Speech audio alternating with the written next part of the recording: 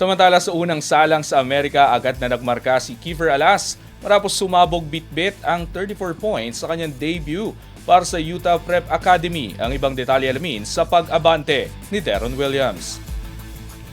Agad na nagpakilala si Kiefer Alas sa kanyang unang laro sa Estados Unidos matapos magpasabog ng 34 points para sa Utah Prep Academy sa Premier Prep Phoenix Open Tournament. Bumuhos si Alas ng 10 3-pointers sa kanyang debut kung saan ipinakita nito ang shooting touch at kumpiyansang naging susi sa kanyang desisyong ituloy ang landas sa US Prep Basketball bilang paghanda sa susunod na yugto ng kanyang karera.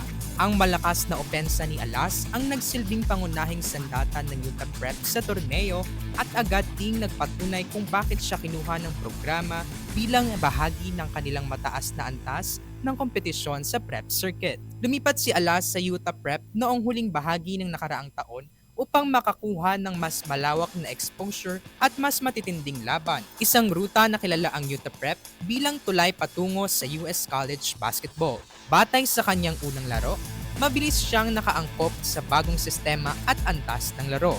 Bago tumulak sa Amerika, naglaro si Alas sa De La Salle Santiago Zobel School kung saan nakilala siya bilang isang consistent scorer at banta mula sa labas laban sa mga top local high school teams. Bagamat siya ang nakababatang kapatid ni Kevin Alas, malinaw na nagsisimula ng bumuo ng sariling pangalan si Kiefer sa international stage.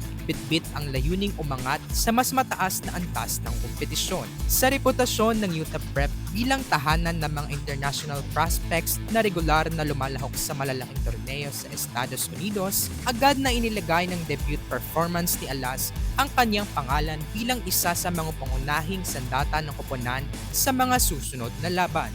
Ako si Deron Williams, Abante Sports, nauna!